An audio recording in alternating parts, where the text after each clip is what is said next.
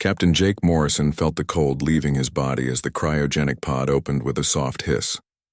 His eyes slowly adjusted to the dim blue light of the awakening chamber. 500,000 years had passed since he last drew breath.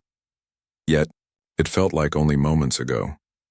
The automated systems had done their job perfectly, keeping him and millions of other humans alive during their long journey through the void. Jake sat up slowly, his muscles stiff from the long sleep. Around him, thousands of other pods were opening in sequence. Men and women of all ages began to stir, their faces confused and disoriented. They were the last remnants of humanity, the final survivors of Earth's destruction. "Welcome back, Captain," said a familiar voice. Jake turned to see Dr. Lisa Hayes approaching his pod. She looked exactly as she had 500,000 years ago, her brown hair pulled back in a simple ponytail, her green eyes sharp and alert. The cryogenic process had preserved them all perfectly. "How long?" Jake asked, though he already knew the answer. 500,000 years, 2 months and 16 days, Lisa replied. "The ship's systems have been monitoring the galaxy during our sleep. We have much to discuss." Jake stood on unsteady legs and looked around the massive awakening chamber. The ship called New Terra was the size of a small moon, housing 10 million humans in cryogenic sleep. It had been humanity's last hope when the aliens came to destroy Earth and every human colony in the galaxy. "Are we ready?" Jake asked. Lisa nodded. "More than ready. The automated systems have been busy while we slept. Follow me." They walked through corridors filled with awakening humans. Children cried as they woke from their long sleep, comforted by parents who had been frozen alongside them. Soldiers checked their equipment. Scientists reviewed data on portable screens, and engineers examined the ship's systems. Jake noticed something different about the ship. The walls were covered with new technology he had never seen before. Glowing, panels showed complex diagrams and energy readings that seemed impossible. The air itself felt charged with power. "What happened to our technology?" Jake asked. "The AI collective we call Atom has been working for 500,000 years, Lisa explained. "It never stopped learning, never stopped building, never stopped preparing for our return. What you see now is the result of 500,000 years of constant advancement." They entered a massive chamber where Lieutenant Commander Ryan Brooks was waiting. He was a tall man with short black hair and serious eyes. His uniform was different from what Jake remembered, made of some material that seemed to shift and change in the light. "Captain Morrison," Ryan said with a salute, "I have the reports you requested." Jake looked at the holographic display that appeared in the center of the room. It showed the galaxy as it existed now, with different colored zones marking alien territories. The sight made his blood run cold. "The Zephyrians control most of the inner systems," Ryan continued. "Those crystal beings who started the war against us. They've built an empire on the ruins of our worlds. The hive queens have taken over the outer colonies, turning them into breeding grounds for their insect armies. And the Void Wraiths patrol the rim territories, making sure no one escapes their control." Jake studied the map. Every system that had once been home to humans was now marked with alien symbols. Earth itself was shown as a Zephyrian mining operation, its surface stripped bare of resources. "How many humans are left?" Jake asked quietly. "Just us," Lisa answered.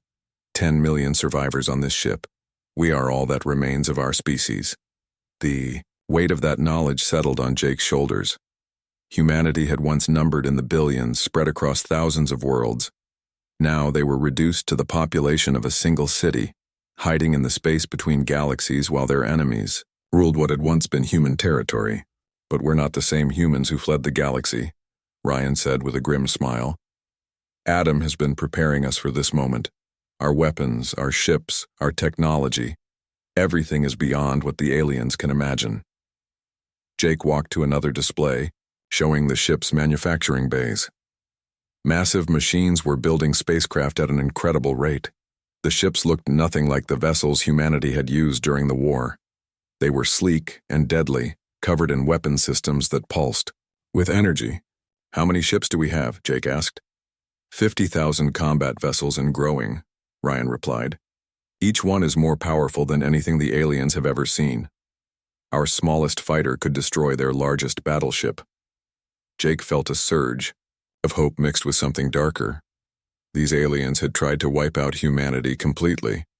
They had hunted human children through space, burned entire worlds, and left no survivors.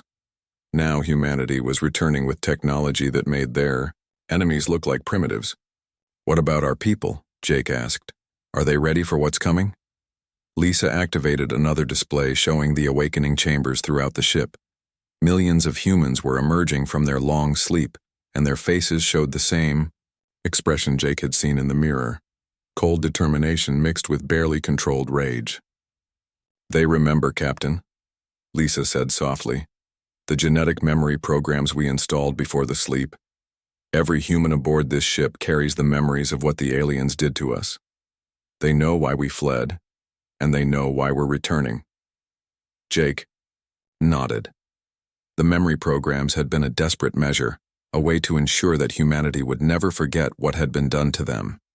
Even children born after the Exodus would carry the pain and anger of their ancestors. "Show me the weapons," Jake said. Ryan led them to an observation deck overlooking the ship's main armory. Jake's eyes widened at what he saw. Weapons that bent space itself, devices that could tear apart matter at the molecular level, and energy, systems that drew power from the fabric of reality itself. "We call them quantum disruptors," Ryan explained, pointing to a row of sleek devices. "They can destroy any known material by disrupting the bonds between atoms. The aliens' crystal cities, their metal ships, their organic hives, none of it can withstand these weapons." Jake picked up one of the smaller devices. It felt warm in his hands, as if it were alive. "How do we know they work?" "Adam has been testing them for centuries," Lisa answered. "We've run simulations against every known alien technology. The results are always the same: complete destruction of the target." Jake looked out at the galaxy through the observation window. Somewhere out there, the aliens who had destroyed his species were living comfortable lives, thinking humanity was extinct. They had no idea what was coming for them. "When do we begin?" Jake asked. "The advance fleets are already being loaded," Ryan said. "Commander Amy Watson will lead the first strike against the Outer Rim listening posts. We want to announce our return in a way the aliens will never forget." Jake felt a cold smile cross his face. The aliens had shown no mercy when they hunted humanity to near extinction. They had celebrated the destruction of human worlds and the deaths of human children. Now it was time to return that favor. "Good," Jake said. "It's time to remind the galaxy why they should have made sure we were completely dead." As he spoke, the ship's intercom crackled to life. The voice of Adam, the artificial intelligence that had guided humanity through their long exile, filled the chamber. "Attention all personnel. This is Adam. The awakening process is complete. All humans are now active and ready for deployment. Long-range sensors confirm that the alien coalition remains in control of former human space. They show no signs of advanced technology development. They have grown weak and complacent. The time for justice has arrived." Jake looked at his companions, seeing the same cold determination in their eyes that he felt in his heart. Humanity had been patient for 500,000 years. They had spent that time growing stronger, building better weapons, and preparing for this moment. The aliens had tried to erase humanity from existence instead. They had created something infinitely more dangerous, a species with nothing left to lose, and the technology to make their enemies pay for every human life that had been taken. "Signal all ships," Jake ordered. "Humanity is going home." Commander Amy Watson stood on the bridge of her stealth destroyer, watching the alien listening post through the main screen. The Void Wraith station floated in the darkness like a twisted piece of metal, its surface covered with energy sensors that monitored everything in this part of space. For 500,000 years, it had watched over the edge of what used to be human territory. "All ships report ready," said her second-in-command, Lieutenant Carl Murphy. The human fleet consisted of 12 destroyers, each one invisible, to alien sensors thanks to technology developed during their long exile. The ships hung in space like ghosts, waiting for Amy's command. "How many aliens on that station?" Amy asked. "Sensors show approximately 200 void wraiths," replied Chief Weapons Officer Pete Collins. He was a young man with red hair and angry eyes. Like everyone else on the ship, he carried the genetic memories of what the aliens had done to humanity. They're completely unaware of our presence. Amy studied the alien station. The Void Wraiths were energy beings who could phase in and out of normal space at will. During the war, they had been nearly impossible to fight because human weapons couldn't touch them when they shifted to their energy form. That was no longer a problem. Target. All weapons on the station, Amy ordered. Prepare quantum disruptors. The weapons officer's hands moved across his control panel. On the screen, targeting markers appeared around the alien station. Amy could see the Void Wraiths moving inside the structure, completely unaware that death was about to visit them. Remember what they did to the colony ships, Amy said to her crew. Remember the children who died screaming in the void. No mercy. The bridge fell silent except for the hum of the ship's systems. Amy thought about the records she had studied during the awakening process. The Void Wraiths had been particularly cruel during the destruction of humanity. They had hunted down every escape pod, every refugee ship, every attempt by humans to flee their dying worlds. Firing quantum disruptors, Pete announced. Beams of pure energy lanced out from the human ships, striking the alien station from 12 different angles. The weapons ignored the station's shields as if they didn't exist, tearing through the metal structure like paper. The Void Wraiths tried to phase into their energy forms to escape, but the quantum disruptors disrupted their ability to shift between dimensions.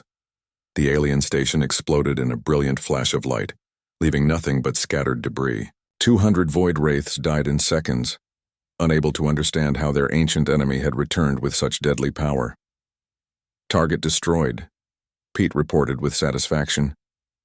No survivors detected. Amy nodded. Clean up the debris. I want no trace of what happened here. As her ships used their tractor beams to collect the wreckage, Amy opened a communication channel to the other strike teams. Across human space, similar attacks were taking place. Small alien outposts and monitoring stations were being destroyed by human forces that appeared from nowhere and vanished just as quickly. Meanwhile, on the other side of the galaxy, infiltration specialist Kate Murphy crouched in the ventilation system of a hive queen breeding colony. She wore a stealth suit that made her invisible to alien sensors, and her weapons were designed specifically to kill the insect-like creatures that had once terrorized human worlds. Kate looked down through a grating at the colony's main breeding chamber. The sight below made her stomach turn with disgust and rage. Thousands of alien eggs lined the walls, each one containing a future hive queen warrior. But what made her blood boil was the floor of the chamber. The aliens had built their breeding facility on the ruins of a human city. Kate could see broken buildings and twisted metal that had once been homes, schools, and hospitals. The hive queens were literally using human civilization as a foundation for their nursery, Target confirmed. Kate whispered into her communication device. The colony is built on the ruins of New Boston. Population was 12 million before the war. She pulled out a small device that looked like a metal sphere. Inside it was enough quantum explosive to level the entire facility. Kate had volunteered for this mission because her own family had lived on New Boston. She had been off-world during the attack, and by the time she returned, there was nothing left but radioactive ash. Kate crawled through the ventilation system until she reached the colony's power core. The hive queens had built their technology on top of human power systems, using the generators that had once provided electricity to human homes to fuel their breeding operations. She planted the explosive device next to the main power coupling and set the timer for 10 minutes. That would give her enough time to escape and send her message to the aliens. Kate wanted them to know exactly who was responsible for what was about to happen. As she made her way back through the ventilation system, Kate thought about the intelligence reports she had read. The aliens believed humanity was completely extinct. They had spent 500,000 years celebrating their victory, building monuments to commemorate the destruction of the human race. Kate reached her hidden ship and launched into space, just as the timer reached 0. The explosion was visible from orbit as the quantum charge detonated, tearing apart the breeding colony at the molecular level. Billions of alien eggs were destroyed in an instant, along with the adult hive queens, who had been tending them. But Kate wasn't finished. She activated the colony's communication system and began broadcasting on all alien frequencies. Her message was simple and direct. "This is Kate Murphy of the human species," she said, her voice cold and emotionless. "We are not extinct. We have returned to reclaim what you stole from us. The breeding colony built on the ruins of New Boston has been destroyed. Every alien egg has been eliminated. This is what justice looks like after 500,000 years of waiting." The message spread through alien communication networks like wildfire. On 1,000 different worlds, alien leaders received the same shocking news. Humanity had returned, and they were not interested in talking. Back on New Terra, General Frank Adams stood in the command center, watching reports come in from across the galaxy. Red markers appeared on the galactic map as human strike teams destroyed alien facilities, one by one. Each marker represented a successful mission and dead aliens who would never again threaten human children. "Casualty reports?" Frank asked his aide. "Zero human losses," Lieutenant Dan Foster replied. "All strike teams have completed their missions and returned to base. Alien casualties are estimated in the thousands." Frank nodded with grim satisfaction. The first phase of humanity's return was going perfectly. The aliens had no idea what they were facing, and their outdated technology was no match for human weapons that had been refined over 500,000 years. Dr. Lisa Hayes approached with a datapad in her hands. "We're receiving alien communications from across the galaxy," she said. "They're in complete panic. Most of them still can't believe we survived." "What about their military response?" Frank asked. "Minimal so far," Lisa replied. "They're treating these as isolated terrorist attacks rather than the beginning of a war. They have no idea how large our forces are or how advanced our technology has become." Frank smiled coldly. That ignorance would be their downfall. The aliens had grown complacent during their centuries of dominance, believing that humanity was just a bad memory from the distant past. They were about to learn how wrong they were. Captain Jake Morrison entered the command center, his face grim but determined. "What's our next move?" he asked. "Phase 2 begins tomorrow," Frank replied. "We're going to hit them harder and make sure they understand this isn't random violence. This is the beginning of their judgment." Jake looked at the galactic map, seeing the red markers spreading across former human space. Each one represented justice for the billions of humans who had died during the Great Devastation. But this was just the beginning. "Send a message to all alien governments," Jake ordered. "Tell them that humanity demands the immediate evacuation of all former human worlds. They have 24 hours to comply." "And if they refuse?" Lisa asked. Jake's expression didn't change. "Then we show them what 500,000 years of human ingenuity can accomplish when directed toward revenge." As the message was transmitted across the galaxy, alien leaders gathered in emergency sessions, trying to understand how their greatest victory had suddenly become their worst nightmare. Humanity was supposed to be extinct, erased from history like they had never existed. Instead, they had returned stronger than ever, armed with weapons that made alien technology look primitive, and carrying a grudge that had been growing for 500,000 years. The age of alien supremacy was coming to an end, and they didn't even realize it yet. The first strike had been a warning. The real war was about to begin. Supreme Overlord Zixathera stood in the crystal chamber deep within the Zephyrian capital, his body glowing with angry red light. The other crystal beings around him pulsed with similar colors of fear and confusion. News of humanity's return had spread through their empire like poison, causing panic on every world they controlled. "This is impossible," Zixathara said, his voice creating musical tones that echoed through the chamber. "We destroyed every human world. We hunted down every ship. We made sure none of them survived." High Commander Velthar, a massive crystal, being with blue light flowing through his body, stepped forward. "The reports are confirmed, Overlord. Human forces have destroyed 17 of our monitoring stations and 3 breeding colonies. Their technology appears to be far beyond anything we have ever seen. Zixothara turned his attention to the holographic display showing the recent attacks. The human weapons had torn through Zephyrian defenses like they were made of glass. Ships that had taken centuries to build were destroyed in seconds by beams of energy that seemed to ignore all known laws of physics. "How many humans are we dealing with?" Zixothara asked. "Unknown," Velthar replied. "Our surviving scouts report seeing only small strike teams, but their ships appear from nowhere and vanish just as quickly. We have no idea how large their total force might be."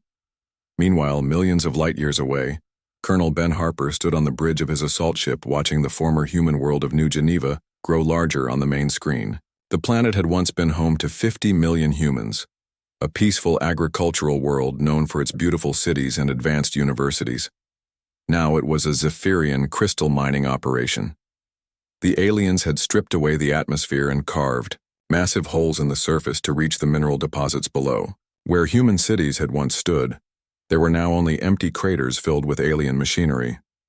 "All ships report ready for attack," said Major Alex Thompson, Harper's second-in-command. The human assault fleet consisted of 30 heavy cruisers and 100 smaller attack vessels. Each ship was armed with the latest quantum weapons and protected by shields that could deflect any known alien weapon. "Remember what this place used to be," Harper told his crew over the communication system. New Geneva was home to the largest human university in this sector. Millions of students came here to learn and build better lives.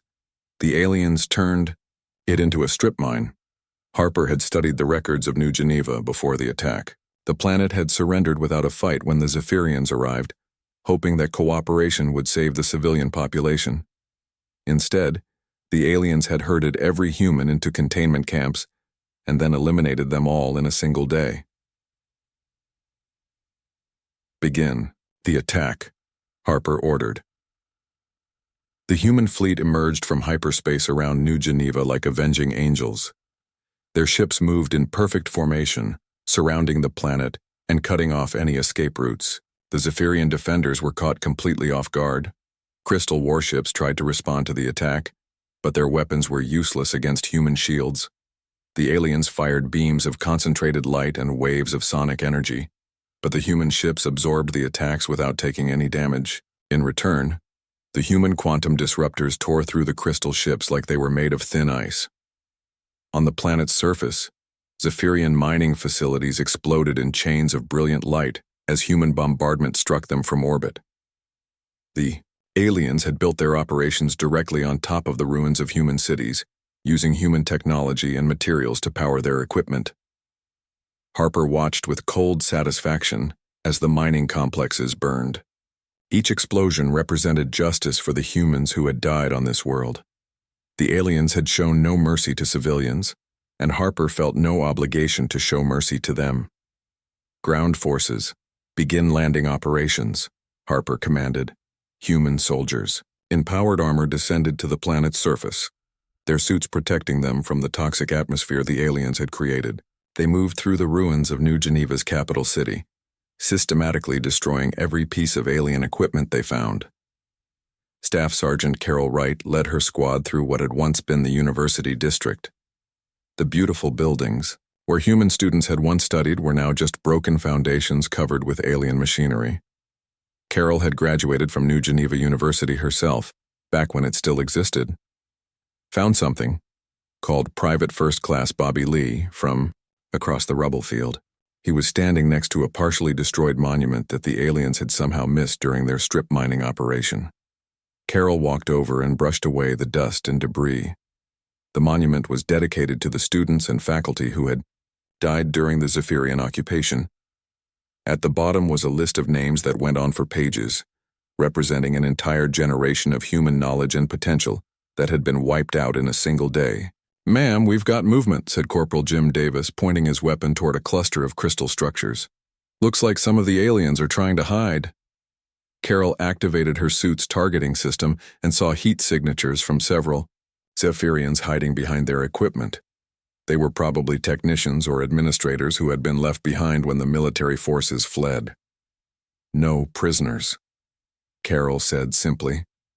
Her squad opened fire with their molecular disruptors, turning the hiding aliens into piles of shattered crystal. There would be no mercy for any being that had participated in the destruction of humanity. While the battle raged on New Geneva, Intelligence Officer Claire Davis was conducting a much more dangerous mission on the Zephyrian capital world.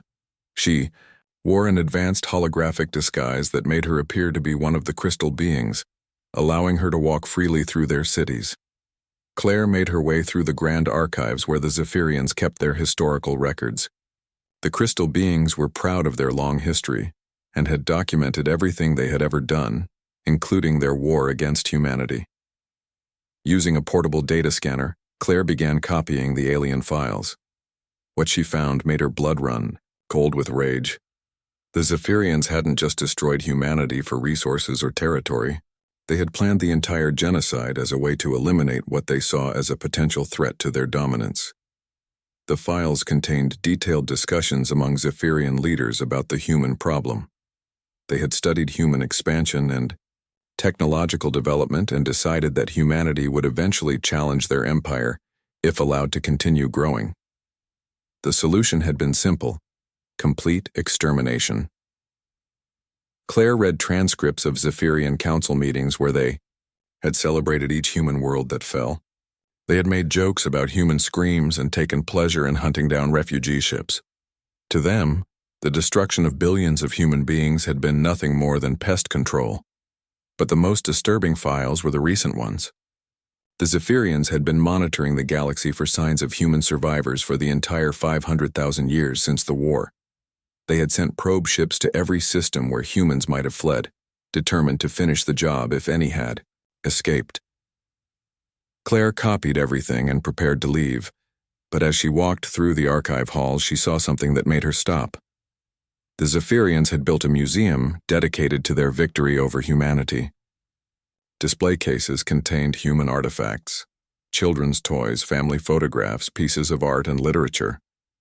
The museum's centerpiece was a holographic display showing the destruction of Earth. Claire watched in horror as her species' homeworld burned, its surface cracking apart under Zephyrian bombardment. The display was labeled as the final solution to the human infestation. Claire felt tears running down her face as she watched her ancestors die. But those tears quickly turned to cold rage. The aliens had treated the genocide of humanity as entertainment, something to be celebrated and remembered with pride. She activated her communication device and sent an encrypted message to the human fleet. The files she had stolen would provide valuable intelligence, but, more importantly, they would serve as evidence of alien war crimes that demanded justice. As Claire made her way back to her hidden ship, alarms began sounding throughout the Zephyrian capital. News of the attack on New Geneva had reached the homeworld, and the crystal beings were finally beginning to understand that humanity had returned in force. Back on New Geneva, Colonel Harper stood in the ruins of the university where a memorial had once honored the human victims of Zephyrian brutality. The alien mining equipment lay in twisted wreckage around him, and his soldiers were systematically destroying every trace of the occupation. Harper placed a new marker in the ground where the old monument had stood. The inscription was simple, but final. Here lies New Geneva. Population, 50 million humans. They have been avenged. As he spoke those words, Harper knew that this was just the beginning. Humanity had spent 500,000 years preparing for this moment, and they would not stop until every alien responsible for the Great Devastation had paid the price for their crimes. The galaxy was about to learn that some wounds never heal, and some debts can only be paid in blood. Void Wraith Admiral Kethmorth floated in his command chamber, his energy form crackling with fear and confusion. Reports were coming in from across the galaxy about human attacks, and each one brought worse news than the last. The species they had helped destroy 500,000 years ago had somehow returned with technology that made his ancient warships look like toys. Pull back all forces to the core worlds, Kethmorth ordered his subordinates. Abandon the outer territories. We need to concentrate our defenses. Admiral, said one of his commanders, we have controlled those systems for hundreds of thousands of years. The other species will see this as a sign of weakness. Kethmorth's energy form pulsed with angry red light. The humans are cutting through our ships like they don't exist. I would rather appear weak than be completely destroyed. The Void Wraith fleets began their retreat, abandoning monitoring stations and patrol routes they had maintained since the end of the human war. For the first time in their long history, the energy beings were running from an enemy they couldn't fight. Meanwhile, on the other side of the galaxy, the Hive Queen known as Nest Mother Prime felt terror ripple through the neural network that connected all of her species. Human forces had attacked 3 more breeding colonies, destroying billions of eggs and killing thousands of adult hive queens. Increase production immediately, she commanded her subordinates through their shared consciousness. Convert all available resources to military use. We must rebuild our strength before the humans strike again. The insectoid aliens began consuming their own colonies to fuel desperate military production. Planets that had been used for farming and mining were stripped bare to build new warships and breed more soldiers. The hive queens were literally eating their empire to survive. On the human flagship New Terra, Major Steve Johnson received his orders from Captain Morrison. Johnson was a career soldier who had been born on Mars before the Great Devastation. His entire family had died when the Zephyrians attacked the Sol system, and he had been waiting 500,000 years for this chance at revenge. Your target is Crystalline Prime, Morrison said, showing Johnson a holographic display of the Zephyrian homeworld, home to 12 billion crystal beings in the center of their empire. Make it clear that there will be no safe places for them in this galaxy. Johnson studied the planet's defenses. Massive crystal cities covered the surface, protected by energy shields that had never been broken. Orbital defense stations surrounded the world like a metal ring, each one armed with weapons that could destroy an entire fleet. How many ships will I have? Johnson asked. 2,000 heavy siege vessels and 5,000 support craft, Morrison replied. Each siege ship carries enough firepower to crack a planet. Use them all. Johnson nodded grimly. The Zephyrians had built their homeworld into a fortress over millions of years, believing it was completely unassailable. They were about to discover how wrong they were. While Johnson prepared for the siege of Crystalline Prime, Reconnaissance Commander Nancy White was making a discovery that would change everything. Her stealth ship had detected a hidden research facility in an asteroid field on the edge of Zephyrian space. "What are you seeing down there?" asked her pilot, Lieutenant Gary Foster, as they approached the facility. Nancy studied the sensor readings. "It's definitely Zephyrian, but it's old. Very old. This place has been here since the war ended." They docked with the facility and entered through an airlock that hadn't been used in centuries. Inside, they found laboratories filled with equipment Nancy didn't recognize. But what she found in the deepest chambers made her sick with rage. The Zephyrians had been experimenting on human DNA for the entire 500,000 years since the war. Preserved samples from every human world they had destroyed were stored in thousands of containers. Worse yet, they had been trying to create artificial humans for their experiments. Nancy walked through a laboratory filled with growth tanks. Inside each tank was something that had once been human, twisted and changed by alien science. The Zephyrians had been trying to understand what made humans so adaptable and creative, hoping to steal those traits for themselves. "Command, this is White," she said into her communication device. "You need to see this. The aliens have been experimenting on our people for 500,000 years."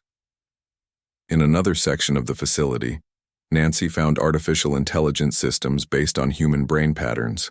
The Zephyrians had tried to recreate human consciousness in their computers, torturing digital copies of human minds in endless simulations.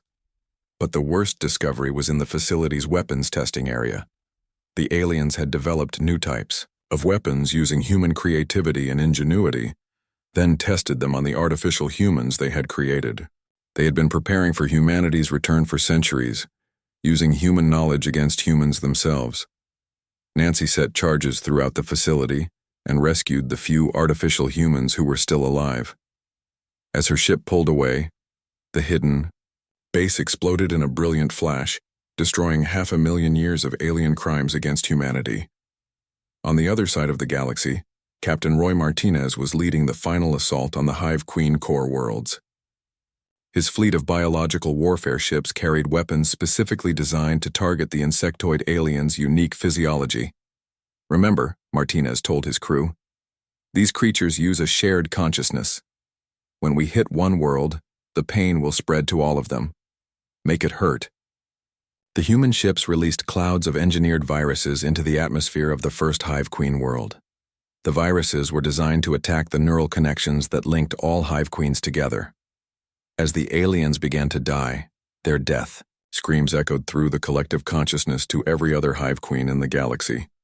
Martinez watched through his ship's sensors as the alien cities went silent one by one. The Hive Queens who weren't killed by the virus were driven insane by the constant screaming in their minds. Their entire species was collapsing under the weight of shared agony. Target the breeding centers next, Martinez ordered. Make sure there won't be another generation of these things. While the biological attacks continued, Ambassador Helen Foster was dealing with a different problem on New Terra. Representatives from several minor alien species had requested meetings, claiming they wanted to surrender or negotiate peace. We were forced to participate in the war, said the ambassador from the Kalari Republic, a race of small blue-skinned humanoids. The three major powers threatened to destroy us if we didn't help them. Helen looked at the alien delegation with cold eyes. She had read the historical records that Claire Davis had stolen from the Zephyrian archives. Every species in the room had participated in hunting down human refugees and destroying human colonies. You had 500,000 years to apologize, Helen said simply. You could have built monuments to our dead, preserved our culture, or shown any sign of regret. Instead, you helped them celebrate our extinction. The Kalari ambassador shifted, nervously. We can provide reparations, technology, territory, anything you want. What we want is justice, Helen replied. And justice for the murder of billions of humans doesn't include negotiations. The alien delegates left the meeting in defeat, finally understanding that humanity wasn't interested in treaties or compromises.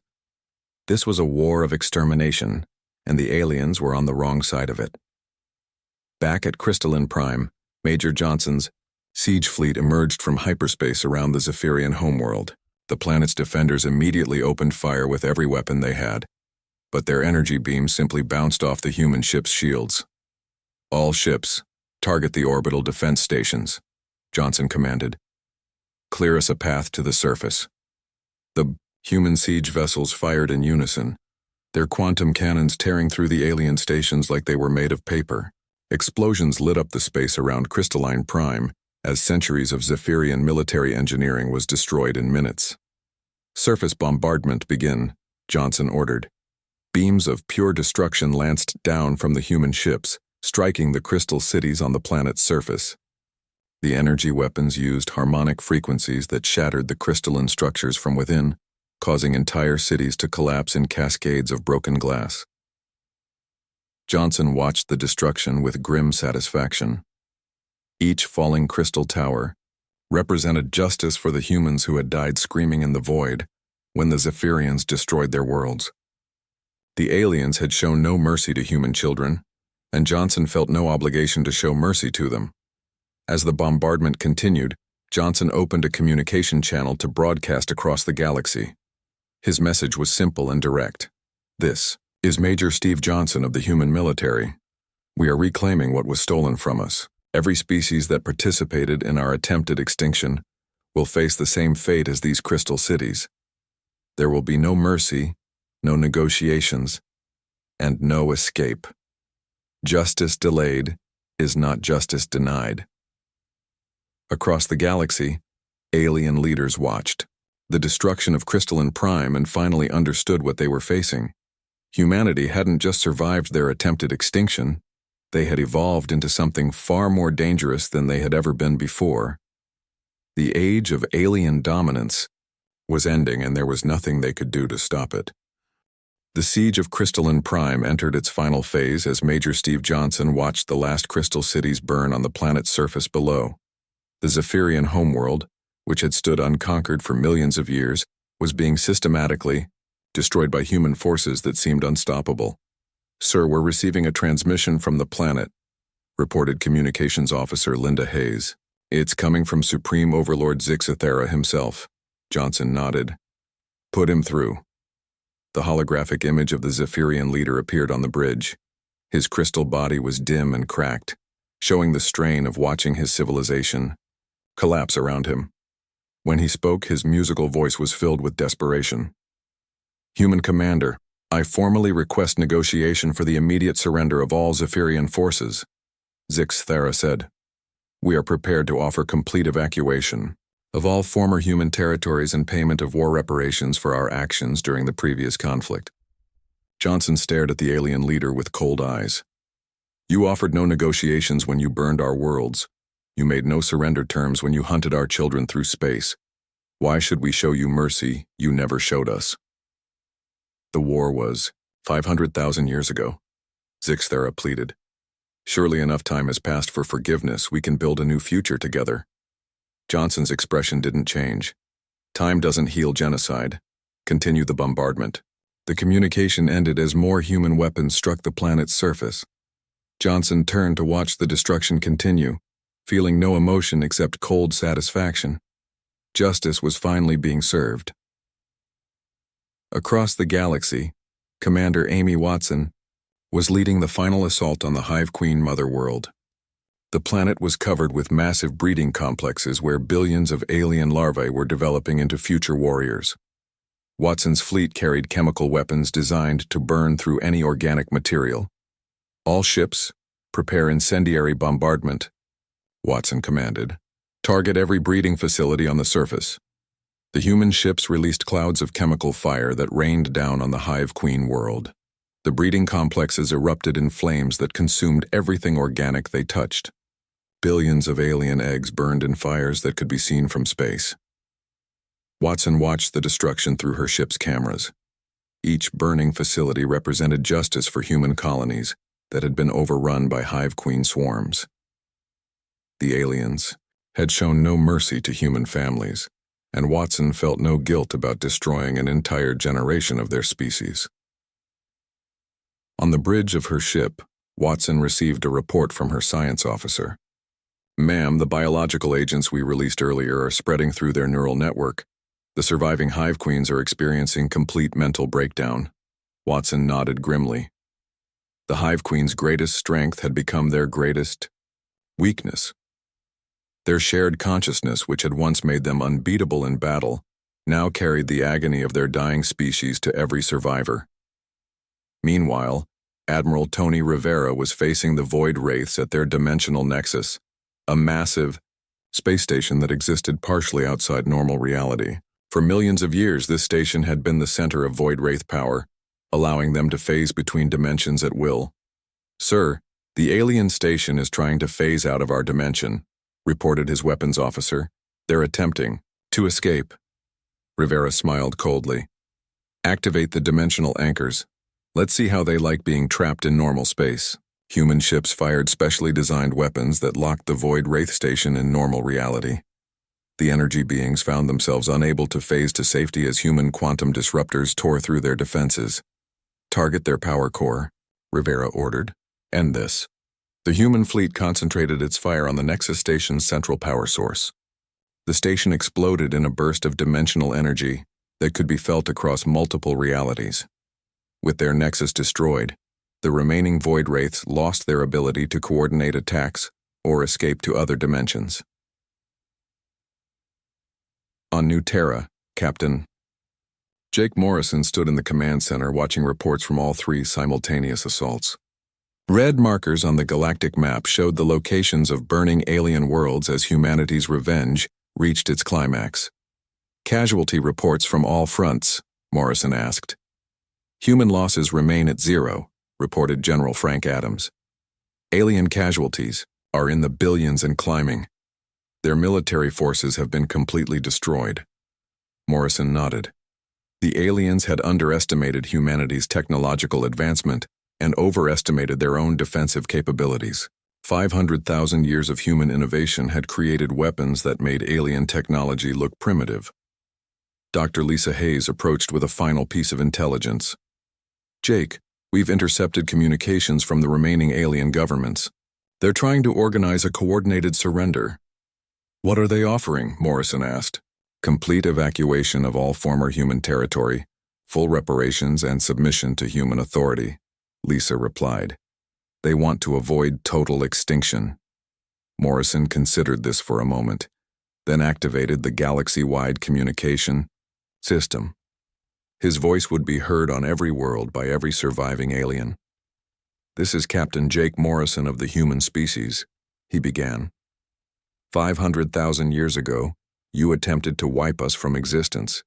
You celebrated the death of our children and built monuments to our destruction. You hunted us through the void like animals and showed no mercy when we begged for our lives." Morrison paused, letting his words sink in across the galaxy. "You had 500,000 years to show regret, to honor our dead, to demonstrate that you had learned from your crimes. Instead, you celebrated your victory and prepared weapons to finish us if we ever returned." On alien worlds across the galaxy, billions of beings listened in terror as Morrison continued. "We offered you no quarter because you offered none to us.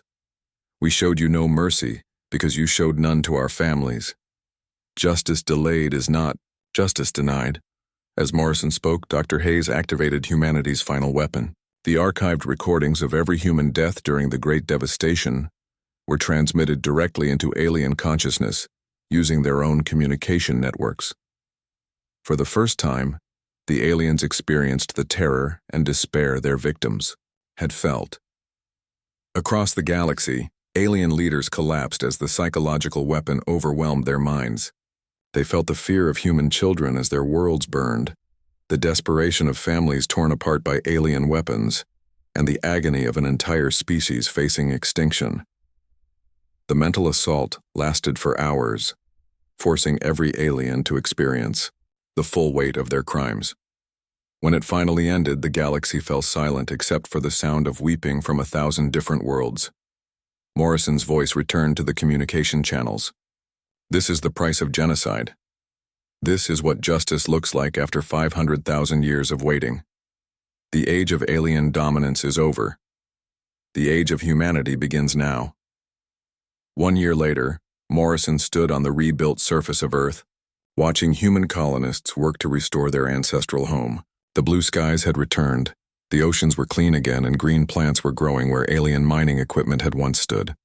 Around him, the solar system buzzed with human activity. Mars was being terraformed, the asteroid belt was full of mining operations, and new space stations orbited every planet. Humanity was rebuilding everything they had lost and more. "Status report on the galaxy?" Morrison asked General Adams, who had joined him on the observation deck. "All former human territory has been reclaimed," Adams replied. "Alien survivors have been relocated to designated reservation worlds under human supervision. Their military capabilities have been permanently eliminated." Morrison nodded. The war was over, but humanity's dominance was just beginning. Human fleets patrolled every star system. Human colonies were being established on the best worlds, and human technology was advancing faster than ever. "Any signs of resistance?" Morrison asked.